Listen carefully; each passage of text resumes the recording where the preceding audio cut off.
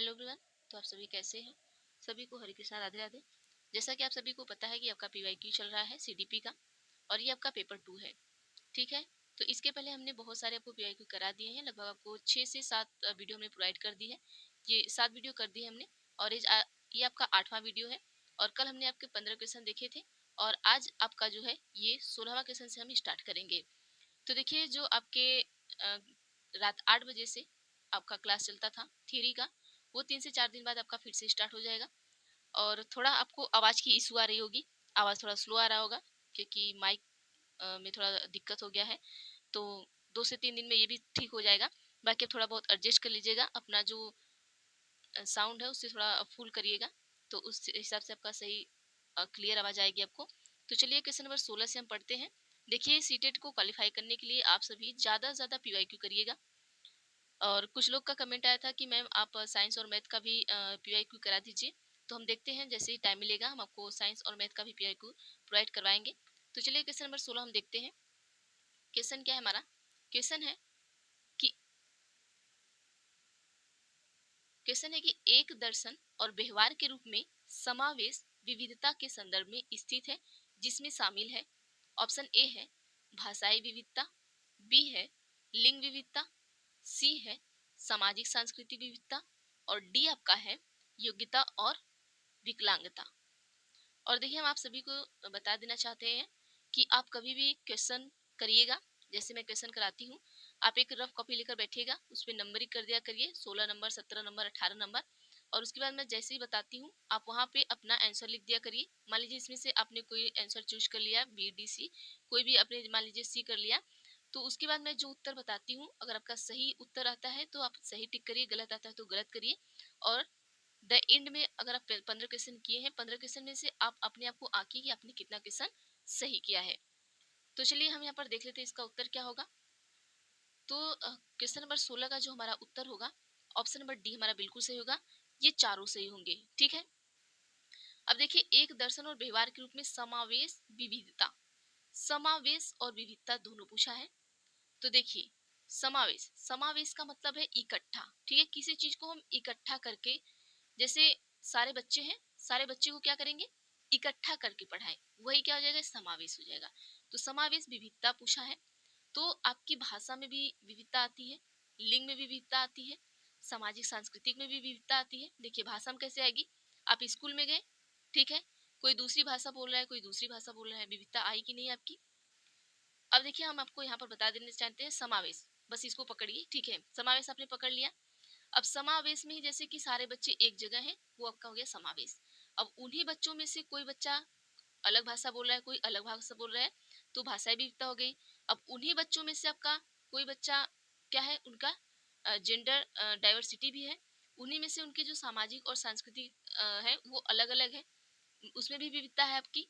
कोई किसी अलग सामाजिक सांस्कृतिक से आ रहा है, किसी को अलग से है, कोई अच्छे घर से है और कोई लो घर से है। तो इस तरीके से उसमें योग्यता कैसी है, एबिलिटी कैसी है, ये सारे भी आपके, डिसेबिलिटी है, ये सारे भी आपका आता है। तो ऑप्शन नंबर हमारा डी बिल्कुल सही होगा। अगला क्वेश्चन देखते हैं, क्वेश्चन नंबर 17।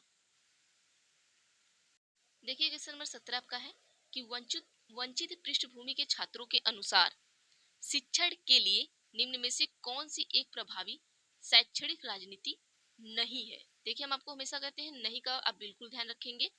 ठीक है, तो देखिए, यहाँ पर ये जो क्वेश्चन है हम इसको पढ़ेंगे नहीं, क्योंकि इसमें जिस तरीके का ऑप्शन दिया गया है, तो ये आयोग ने इसको गलत माना था, और यहाँ पे सबको कॉमन नंबर मिले हैं, बोनस नंबर मिले हैं, मतलब इस पे सभी को 1 नंबर दिया गया था। तो इसको हम पढ़ेंगे नहीं, क्योंकि जब क्वेश्चन ही गलत है, ऑप्शन ही गलत है, तो अपना दिमाग नहीं खराब करना है। आगे हम बढ़ते हैं, क्वेश्चन नंबर 18 देखते हैं। क्वेश्चन नंबर 18 का है, डॉट डॉट के साथ संघर्ष करने वाले छात्रों को अक्सर गणितीय अवधारणाओं और गणना में कठिनाइयों का सामना करना पड़ता है।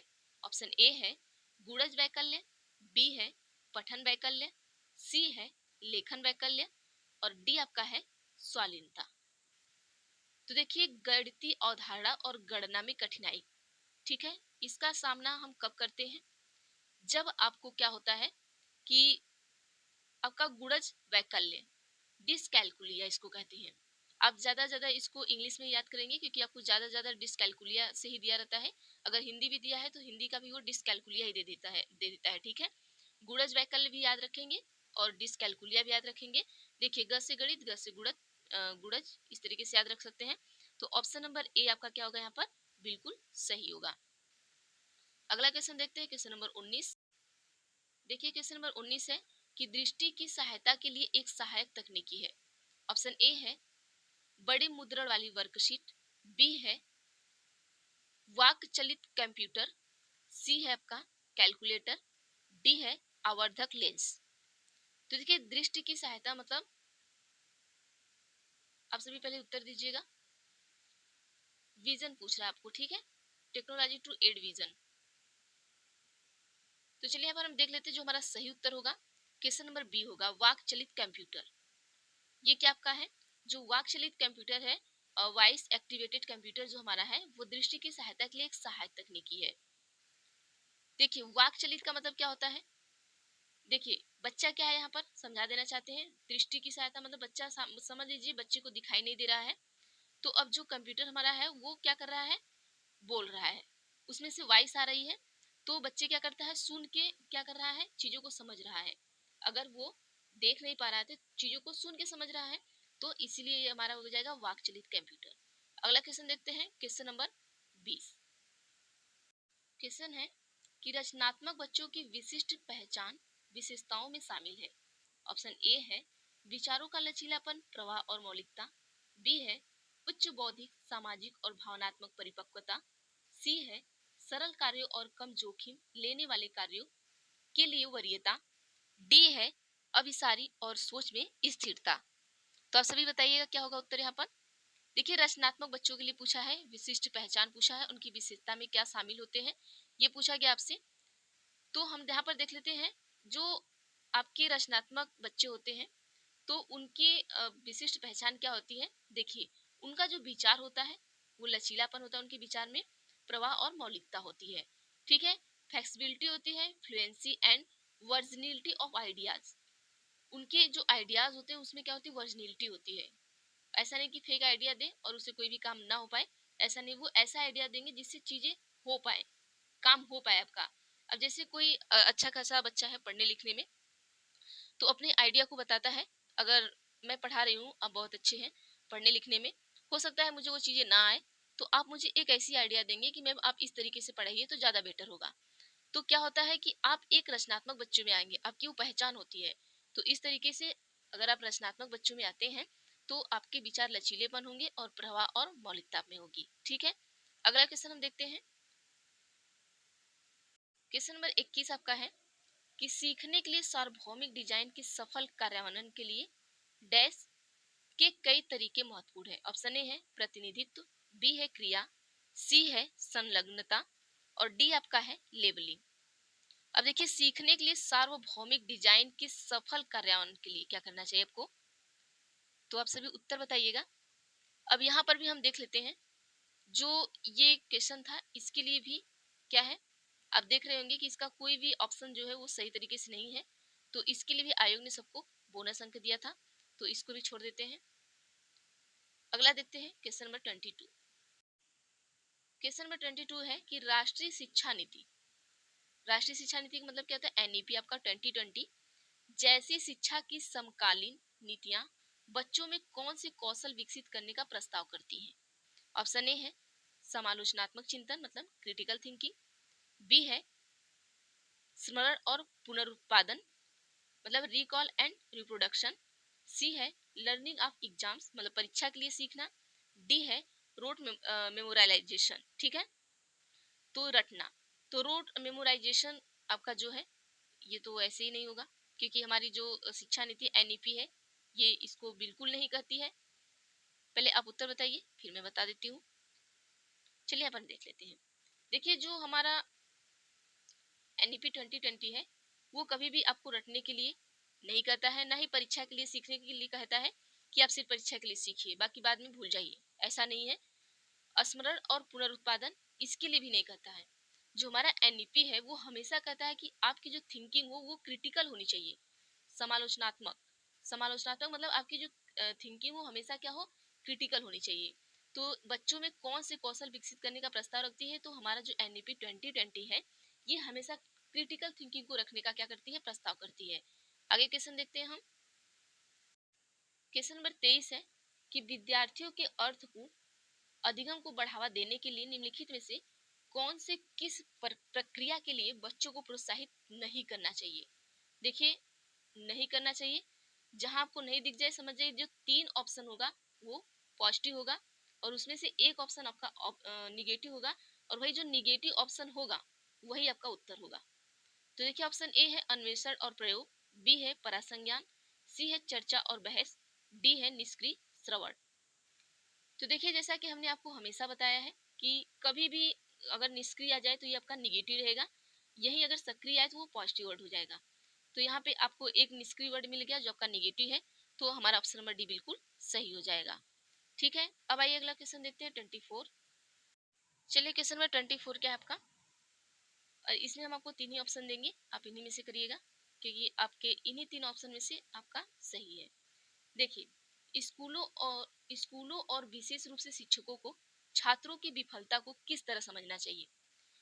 ठीक है, ऑप्शन ए है छात्र की कमजोर शैक्षणिक क्षमताओं का प्रतिबिंबन, बी है शिक्षक की कमजोर क्षमताओं का प्रतिबिंबन, सी है एक व्यवस्थागत मुद्दा जिसमें स्कूल को शिक्षण प्रणालियों पर प्रतिबिंबन करने की आवश्यकता है। देखिए, स्कूल और विशेष रूप से शिक्षकों को, ठीक है, जैसे आपका स्कूल है और स्कूल को, और विशेषकर आप अगर शिक्षक हैं, आपको छात्र की विफलता को किस तरह आप समझेंगे। तो मैं ये देख लेते हैं यहाँ पर कि क्या उत्तर होगा। तो देखिए, एक व्यवस्थागत आप मुद्दा रखेंगे जिसमें क्या हो कि स्कूल को शिक्षा प्रणाली पर प्रतिबिंबन करने की आवश्यकता हो। तो ऑप्शन नंबर सी हमारा बिल्कुल सही हो जाएगा। अगला क्वेश्चन देखते हैं। क्वेश्चन नंबर 25 है आपका कि बच्चे सहन सिद्धांत या वैकल्पिक अवधारणा बनाते हैं क्योंकि। ऑप्शन ए है कि उनकी सोच बड़ों से काफी नीच होती है, नीच का मतलब नीचे होती है या कम सोचने वाली होती है, बी का मतलब वे कोरी पट्टी है, सी आपका है कि वे सोच वाले प्राणी हैं जो दुनिया के साथ बातचीत करके ज्ञान का निर्माण कर रहे हैं, डी आपका है कि उनकी सोच अतार्किक और तर्कहीन है। देखिए, बच्चे सहन सिद्धांत या वैकल्पिक अवधारणा क्या करते हैं, बनाते हैं। क्यों क्यों बनाएंगे, तो आइए हम देख लेते हैं। 25 का जो होगा आपका ऑप्शन नंबर सी बिल्कुल सही होगा, क्योंकि वे सोच वाले प्राणी हैं। बच्चे जो होते हैं क्या होते हैं, वो सोच वाले प्राणी होते हैं जो दुनिया के साथ बातचीत करके अपने क्या करते हैं, ज्ञान का निर्माण करते हैं। अगर आप देखे होंगे कि आप जितना जितना बाहर जाते हैं, लोगों के साथ बातचीत करते हैं, जितनी बातें करते हैं, लोगों से ज्यादा लोगों से मिलते हैं, तो आप अपनी दुनिया का निर्माण कर रहे होते हैं, बचपन से लेकर और आज भी लोग करते हैं। ठीक है, हम कहते हैं ना कि हम बाहर रहेंगे, 10 लोग से मिलेंगे, 10 तरीके की बातें करेंगे, तो उस तरीके का क्या होगा, हमारा ज्ञान बढ़ेगा। तो ऑप्शन नंबर सी बिल्कुल सही होगा। अगला देखते हैं हम 26। क्वेश्चन नंबर 26 में पूछा गया है, जब कोई विद्यार्थी किसी समस्या को एक ही तरीके से निरूपित करने पर अवक जाता है तो वह क्या कहलाता है। देखिए, वो क्या कहला कहलाया जाता है रहेगा। ठीक है, और यहाँ पर एक सेकंड देखिएगा। When a student is stuck one way of the representing a problem it can't. जब कोई विद्यार्थी किसी समस्या को एक ही तरीके से निरूपित करने पर अटक जाता है, हो सकता है यहाँ पर रहेगा। ठीक है, या अड़ जाता है। ठीक है, निरूपित करने पर अड़ जाता है, यहाँ पर देख लीजिएगा 26 का। तो देखिए, हम देख लेते हैं ऑप्शन क्या है हमारा। ऑप्शन ए है कि पश्चिगामी युक्ति का संचालन, बी है कि कार्यात्मक स्थिरता, सी है अनुक्रिया समुच्चय, और डी आपका है अनुरूपी चिंतन। तो उत्तर दीजिएगा आप सभी। चलिए, तो यहाँ पर हम देख लेते हैं। ये क्वेश्चन में हम आपको बता देना चाहते हैं, ये अटक जाता रहेगा। ठीक है, देखिए क्या है कि उसका जो प्रॉब्लम समस्या है का तरीका जो है, तो वो रिप्रेजेंट नहीं कर पाता है, तो यहाँ पर रहेगा अटक जाता है। ये बना लीजिएगा आप सभी। तो वो क्या कहलाया जाता है, ये बना लीजिएगा, थोड़ा मिसप्रिंट हो जाता है कभी कभी। तो चलिए देखते हैं 26 का जो ऑप्शन नंबर सी होगा हमारा बिल्कुल सही होगा, अनुक्रिया समुच्चय। रिस्पॉन्स सेट, ठीक है, तब उससे हम क्या कहेंगे, रिस्पॉन्स सेट कहेंगे। अगला क्वेश्चन देखते हैं हम। अब देखिए अगला क्वेश्चन 37 है। अब इसमें हम आपको इसी तरीके से बताएंगे और ज़्यादा ऑप्शन दिखाएंगे नहीं, क्योंकि ये बहुत बड़ा होता है तो साथ में पूरा ऑप्शन दिखा पाना पॉसिबल नहीं होता है। तो चलिए मैं ऐसे इसको समझा देंगे। कथन क्या कह रहा है कि समस्या समाधान पढ़ाते समय शिक्षकों को चाहिए कि वे बच्चों को अपनी सोच के बारे में सोचने और सीखने के तरीके पर ध्यान केंद्रित करने के लिए हतोत्साहित करें। अब देखिए यहाँ पर क्या आ गया, हतोत्साहित। ये क्या आ गया आपका, निगेटिव वर्ड। कभी भी हम बच्चे को हतोत्साहित नहीं करेंगे, हमेशा बच्चे को क्या कहेंगे, प्रोत्साहित करेंगे। तो अगर प्रोत्साहित रहता तब पॉजिटिव वर्ड रहता, तब तो चीजें आपकी सही रहती। अब यहाँ क्या है, हतोत्साहित है, मतलब आपका निगेटिव वर्ड है, मतलब यहाँ पर ये कथन तो ऐसे ही गलत हो गया। कोई भी शिक्षक बच्चे को क्या करेगा, कभी हतोत्साहित नहीं करना है। अब रीजन इसका हम देख लेते हैं। जब कथन गलत हो गया तो रीजन भी गलत ही होगा। संज्ञानात्मक क्षमताओं का विकास समस्या समाधान में बाधा डालता है। ऐसा कभी भी नहीं है कि आपके अंदर जो संज्ञानात्मक क्षमता है वो आपके विकास में बाधा डालेगा। ये आपके विकास में कभी भी बाधा नहीं डालता है, तो ये भी हमारा तर्क भी क्या हो जाएगा, गलत हो जाएगा। तो अब यहाँ पर आप देख सकते हैं कि कथन ए एंड आर दोनों गलत है, मतलब बोथ आर फॉल्स। ठीक, अब अगला क्वेश्चन देख लेते हैं हम। इसको देख लीजिएगा, ऑप्शन नंबर डी आपका सही होगा। Both A and R false, A और आर दोनों गलत है। इसमें भी हम देख लेते हैं, आपको समझा देते हैं। देखिए थोड़ा क्वेश्चन बड़ा होता है लेकिन इसे छोड़ नहीं सकते हैं। चलिए समझते हैं। कथन ए है कि शिक्षकों को मध्य विद्यालय के छात्रों को विस्तार से बताना चाहिए कि उन्हें क्या करना है, जिसमें क्या, कैसे और कब सीखना है। देखिए मध्य विद्यालय के छात्रों को, ठीक है, पीआरटी और आपके क्या है, जूनियर। अब ये बात किसकी कर रहा है, मिडिल स्कूल की कर रहा है। ठीक है, ये कर रहा है जो मिडिल स्कूल में बच्चे हैं उनको शिक्षक को विस्तार से बताना चाहिए कि उन्हें क्या करना है, जिसमें क्या, कैसे, कब सीखना है। ऐसा नहीं है, अगर वो मिडिल क्लास में चल गए तो उनके पास अपना क्या है, समस्या समाधान करने का तरीका है, वो कर सकते हैं। आपको इतना डिटेल में नहीं बताना पड़ता उन्हें। छोटे बच्चों को डिटेल में बताना पड़ता है कि आप कॉपी में यहाँ डेट डालेंगे, यहाँ चैप्टर का नाम डालेंगे, फिर यहाँ से लिखना स्टार्ट करेंगे। आप अगर मिडिल में चले गए हैं तो आपको ऐसा कोई नहीं बताएगा, तो ऐसे ही हमारा कथन गलत हो जाता है। ठीक है, अगला इसका रीजन है। रीजन ये क्या कहना चाह रहे हैं कि मिडिल स्कूल के बच्चे में अपनी अधिगम को स्वनियम करने की क्षमता नहीं होती है।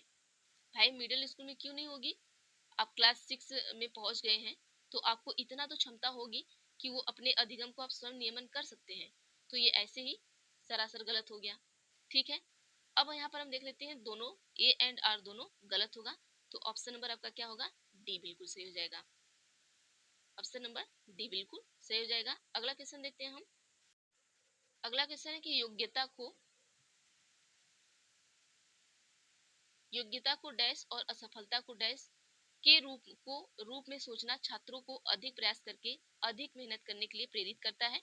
ऑप्शन ए है स्थिर अपमानजनक, बी है स्थिर सीखने का अवसर, सी है वृद्धिशील वृद्धिशील अपमानजनक, डी है वृद्धिशील सीखने का अवसर। अब यहाँ पर देखिए तीन आपका पॉजिटिव है, एक निगेटिव है, सॉरी तीन निगेटिव है और एक पॉजिटिव यहाँ पर है। तो आपको देखना है जहाँ आपको पॉजिटिव लगे वो सीधा यहाँ पे लगा दीजिए। अब आइए देखते हैं।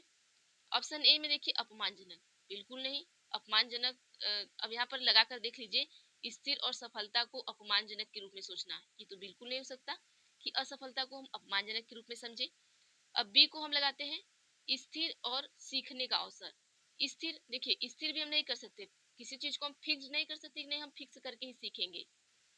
हमारा फिक्स हो गया कि हमने सीडीपी के 10 क्वेश्चन पढ़ लिए तो हमारा फिक्स है कि हम सीडीपी में सिर्फ अधिगम का चैप्टर ही पढ़ेंगे, अधिगम के बाद दूसरा चैप्टर हम पढ़ नहीं सकते, या अधिगम के बाद कुछ जो चैप्टर हैं जो हमें अच्छा ज्ञान देते हैं या कुछ अच्छे किताबें हम उसको नहीं पढ़ेंगे। तो कोई भी चीज़ ऐसा नहीं कि हमें फिक्स करना है, तो यहाँ भी ये गलत हो गया।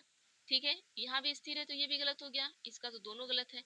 सीखने का अवसर तो ठीक है लेकिन स्थिरता, फिक्सडिनेशन क्या आपका गलत हो जाएगा। वृद्धिशील और अपमानजनक, वृद्धिशील तो ठीक है भाई चलो, लेकिन अपमानजनक क्या है, ये भी निगेटिव का है, गलत हो जाएगा। कभी भी हम असफलता को अपमानजनक नहीं लेंगे। ठीक है, तो ऑप्शन नंबर डी सही हो जाएगा, क्योंकि योग्यता को हम क्या करेंगे, वृद्धिशील करेंगे, और असफलता को हम सीखने का अवसर, कहते हैं ना कि हमारी असफलता ही हमें सीखने का अवसर देती है, या असफलताओं से इंसान क्या करता है, सीखता है। तो ऑप्शन नंबर डी बिल्कुल सही हो जाएगा। अगला देखते हैं हम, क्वेश्चन है निम्नलिखित में से कौन सा कारक सीखने को प्रभावित करता है। ऑप्शन ए है छात्र का सामाजिक सांस्कृतिक संदर्भ, बी है छात्र की आयु, सी है एक अवधारणा को पढ़ाने के लिए शैक्षणिक रणनीतियां, और डी आपका है छात्र की क्षमता के बारे में शिक्षक का विश्वास।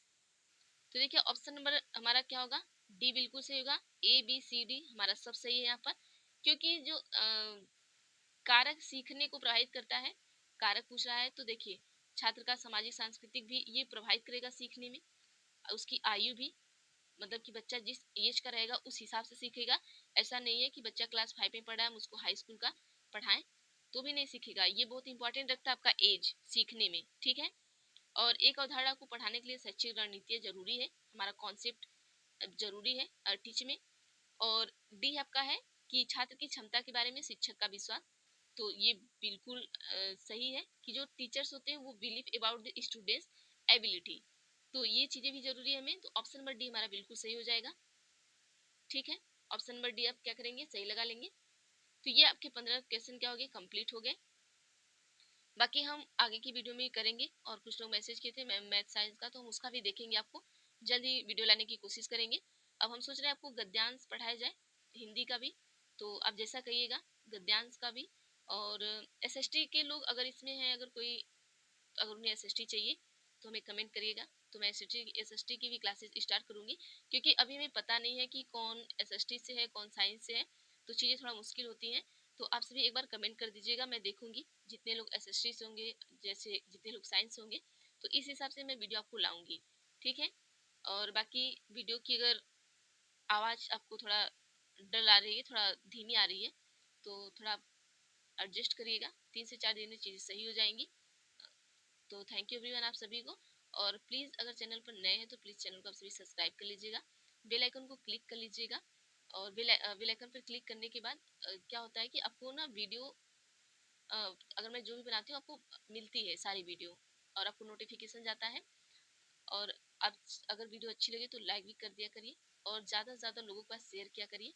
और आपके एक लाइक से क्या होता है कि ये चीज़ें ज़्यादा लोगों तक पहुँच पाती है, तो हमें अच्छा भी लगता है, और हमें कम से कम हमें पता चलता है कि आपको वीडियो कैसी लगी है। आपके लाइक से ही हमें पता चलता है कि आपको वीडियो कैसी लगी है। बाकी तो देखने को तो बहुत लोग देखते हैं, तो हमें जितने लाइक आते हैं तो मुझे पता चलता है कि हाँ ये वीडियो अच्छी लगी है, मुझे इस तरीके से वीडियो बनानी चाहिए। तो प्लीज़ आप सभी लाइक ज़रूर किया करिए, अगर वीडियो अच्छी लगी तो इग्नोर मत किया करिए। तो थैंक यू एवरीवन।